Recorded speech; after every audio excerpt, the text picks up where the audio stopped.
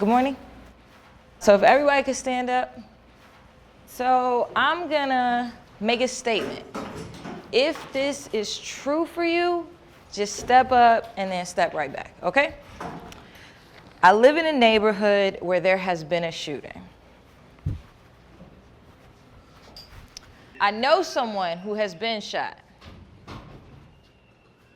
I am afraid of being shot. I am afraid that someone I love will be shot. It's no secret that Chicago suffers from an epidemic of gun violence. In 2017 alone, the city had 3,457 shooting victims, 246 of which were kids under the age of 18. For some time now, I've been speaking about the gun problem we have in our city and the violence that it causes in some of our communities, especially on the south and west sides. We can point to far too many examples of this problem where lives have been lost and families torn apart because of the availability of these weapons. But it's not just guns that are the issue.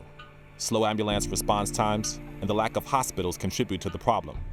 There's also the fact that police aren't required to provide first aid at a shooting scene. Helping combat these shortfalls is a grassroots organization known as Juma Medics.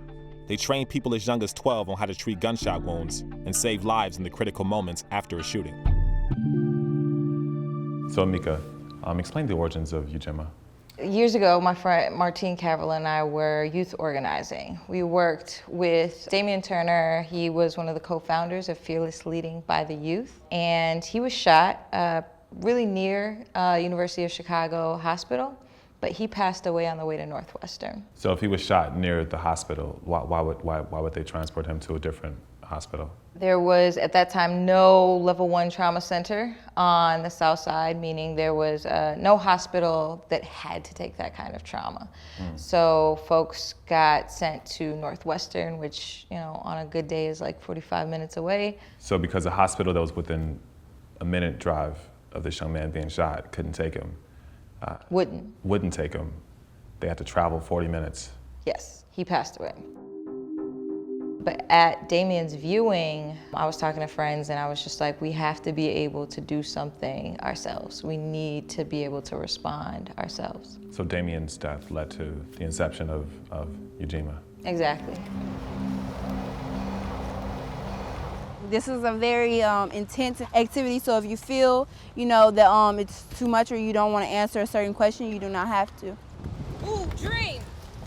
I've been trained in first aid. Let me help you. Looks like you've been shot, baby. Where? You know where you've been shot? Leg. All right, I got your leg. That hurt. That hurt. It's gonna hurt, baby. You got shot. It's not gonna tickle, but we got this. We got this. We're gonna make it through. I want you to call my mama. Can I call 911? I want you to call my mama. And can I call 911? Yes. Okay. This is a very important aspect when you're trying to help someone who has been shot. And first, you need to ask for consent because they don't know who you are. They could think maybe you're like people who are still trying to harm them. Also, just if they're shocked like that, you don't want to just start touching somebody because they might have a reflex that you don't want. So when you get shot in the head, you dead. It's over. It's over. Not necessarily. Not really. When you get shot in the head, how do you really apply pressure if it's that bone right here? Actual death occurs when there is no more electrical activity in the brain. None of us know what that looks like on the street. There have been people who 2 other people seemed for sure gone who were shot in the head who made it through. So we're gonna do the best we can do to apply that pressure. I just lost 6 people this year to violence. So when we were over here learning, I was breaking down and stuff, but I wanted to continue to learn. I couldn't just walk away from it. So when you're training, you see essentially your friends that were killed, and that's part of the motivation, you're saying? Because one of my closest friends, I call him my brother, he was shot 5 times, and to think about him not being able to breathe because he got shot in the chest, and that's how he died, from a gunshot wound to the chest. That a lot of people could learn this, but nobody knows that there are people out here to teach us this. So I have to learn what to do to help so that my boyfriend or my little brother or my mom or my dad doesn't get hurt.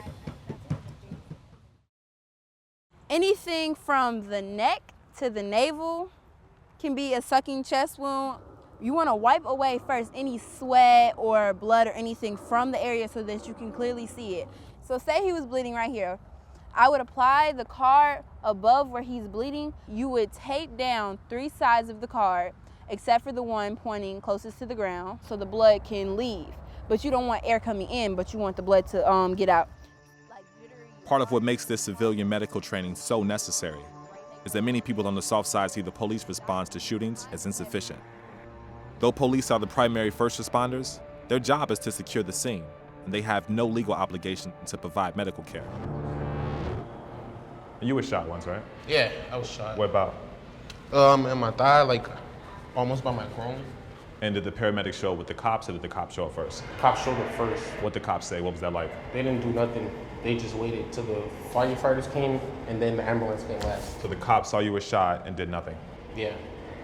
They just stood around me, started flashing flashlights. Our officers are trained to call for paramedics, and they're not trained in first aid. They're not there to supply CPR or to stop the flow of blood. In the past few years, Chicago has pushed to train officers in emergency first aid. But to this day, less than half of those officers have received that training. And even officers who are trained still aren't required to provide any kind of medical assistance. So in addition to Ujima's emergency aid instruction, they also teach students how to deal with police at the scene of a shooting. I'm the police. So now I would come up and I would be like, excuse me, what are you doing?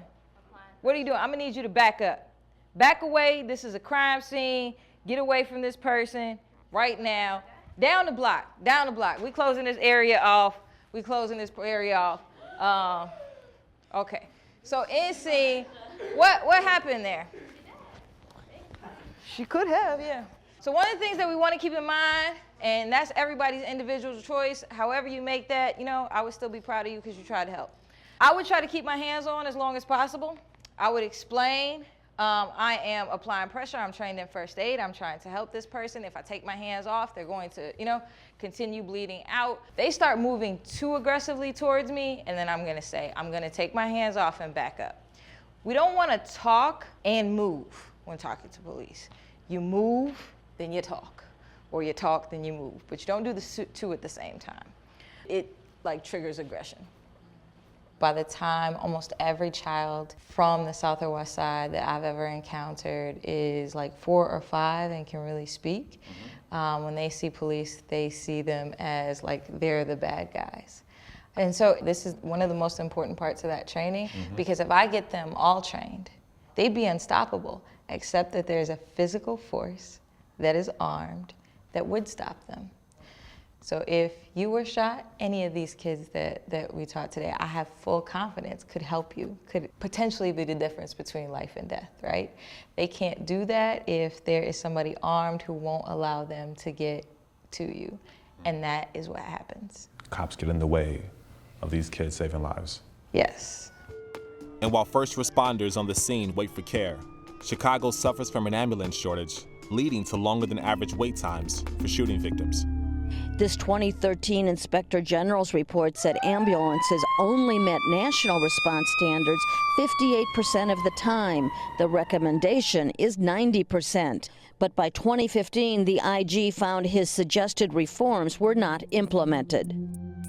While Chicago residents can wait up to 33 minutes for paramedics to arrive, they then have to get to a hospital. And on Chicago's South Side, where gun violence is most prevalent, there hasn't been a hospital to treat adult shooting victims for 25 years.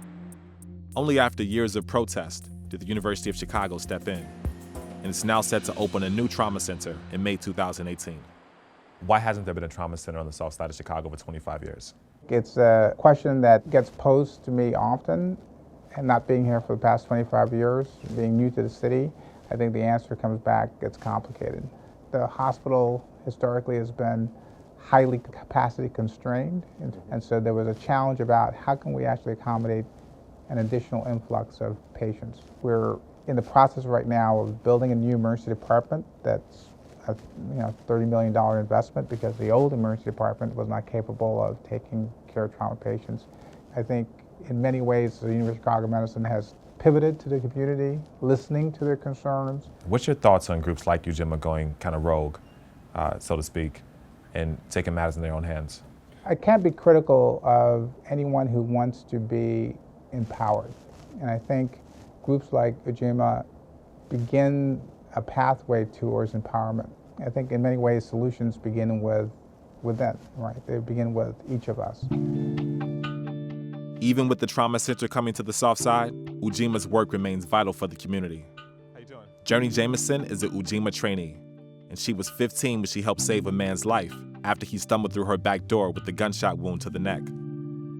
I hear gunshots, but sometimes I don't know the difference if it's gunshots or fireworks. And Peter Starks, which is the man who was bleeding through his neck, flies through my back door. He asked me simply, he was just like, "Can you help me?" And it felt so good to be able to say yes. Because had that not happened, had I not been trained in medics and had I not been already training other people, I would have had no clue what to do. How did caring for Peter change your life going forward? It affirmed my belief in what I was doing. I could say, the burden shouldn't have to be on us, but at the end of the day, who's burying babies? Us. You know what I mean? At the end of the day, who is losing our mothers and fathers and cousins and uncles? It's us.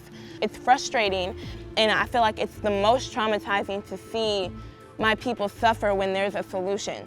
My personal goal is to teach as many teenagers and young people as possible because I did it myself, so I know other people can do it. You know what I mean? I was 15 and I did it. I know that a 30-year-old can do it. I'm gonna make a statement.